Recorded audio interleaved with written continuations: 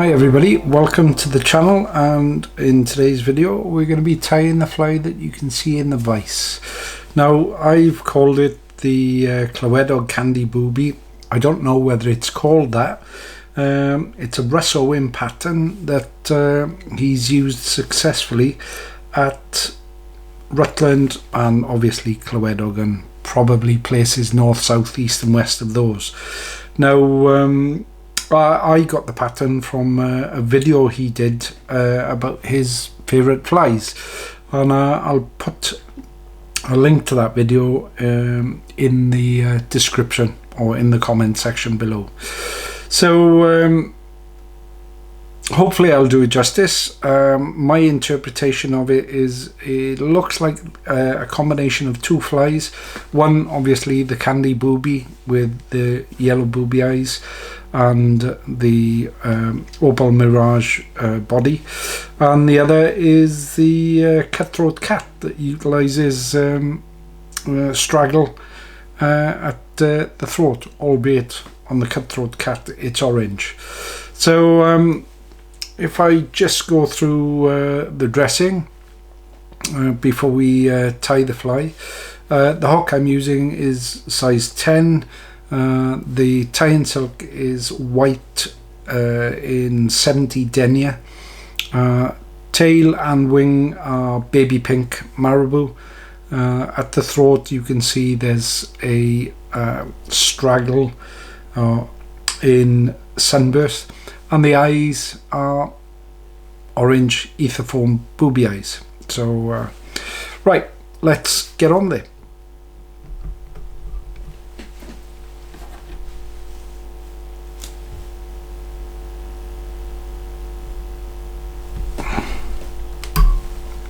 So what I do is I start directly behind the eye and put some a bed of tie-in silk down, and then come back halfway from where I finished, so you can see anyway. And then I've got some preformed booby eyes that I've made, and now I just put 2 turns in and give them a twist, and then I figure of 8 to secure them. Now I'm not going to tell you how to make booby eyes. There's many videos on YouTube. Even some retailers or suppliers now do preformed booby eyes. I think I mentioned in a previous video Celtic Blob company, Kindale, I think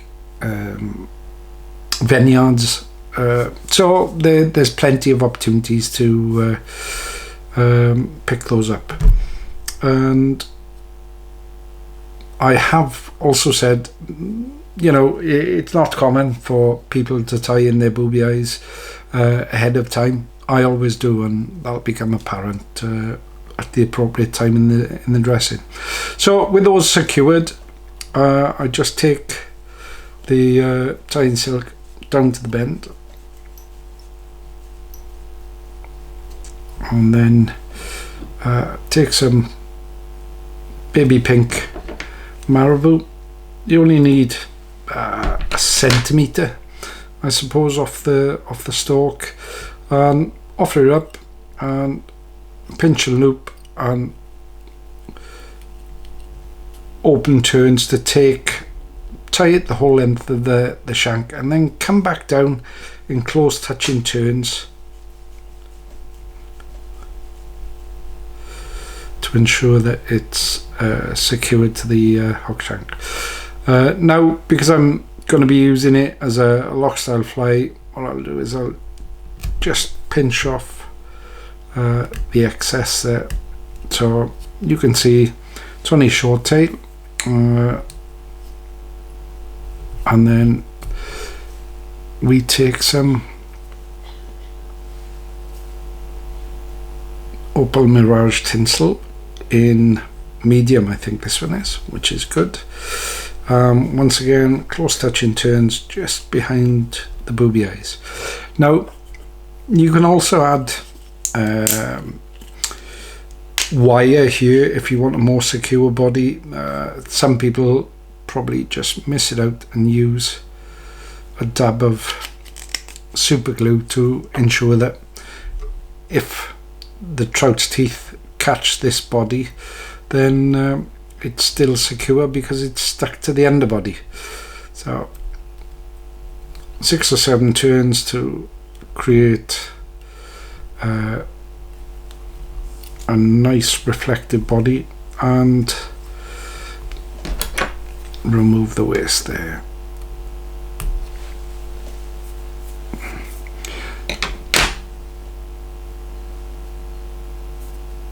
Next material is the Straggle Fritz in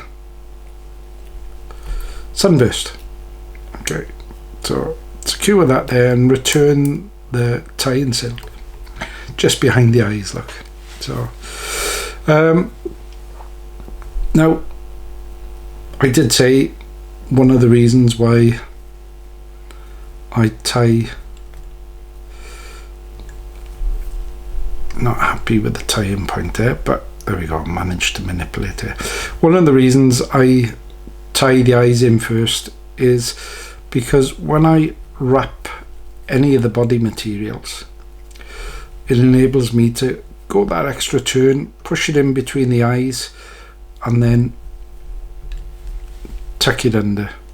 So the thing with it is that that extra tuck of materials forces the booby eyes forward and then strengthens the or tightens the attachment to the hook shank for the eyes, so it'll prevent them rotating or getting out of shape. So a couple of turns, make sure you push the tie and silk away, otherwise you might just snip it off, and try and pull some of the straggle back so that you can just get it tidied up with a couple of turns. And you can see there that it's created a bit of a halo around the hook. And finally, and another reason why I tie the eyes on first, is the wing of baby pink Marabou. So another way, the weakest part of any booby is usually the eyes, you know. They form at the end of the day, and trout's teeth can be sharp. So any way I can secure these or help secure them better is a good thing. I've already mentioned the pushing up the body materials as far as I can, and this is another belt and braces job, I suppose, in that I secure the wing between the eyes, and all I do is rest it between the eyes, take one wrap and then 2 wraps and cinch it in. Okay, so I'll just take off the waste there, and I'll show you once the wing is in what I mean. But once that's in, I take 3 or 4 more turns, and it actually helps to push the eyes apart now. So not only have we pushed them forward and together with the body materials, we're now pushing them apart with the winging material. So there we go, 3 or 4 figure of 8s, a couple of turns on the eye, and we whip finish.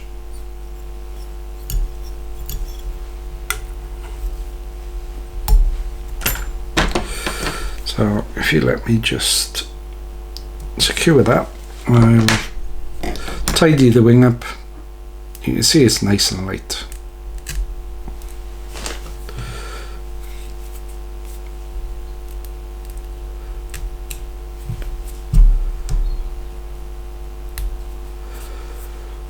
And then all that remains then is to add some varnish.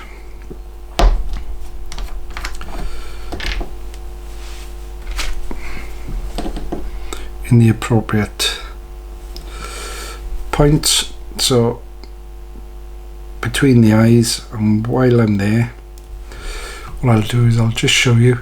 You can see that the winging material is between there, and it's actually pushing these eyes apart, and once again that helps secure it. So a little dab of varnish in there. Once again, underneath we need to make sure that between the eyes and where we've secured the materials has the varnish. And finally, just check the head out and a little dab on there.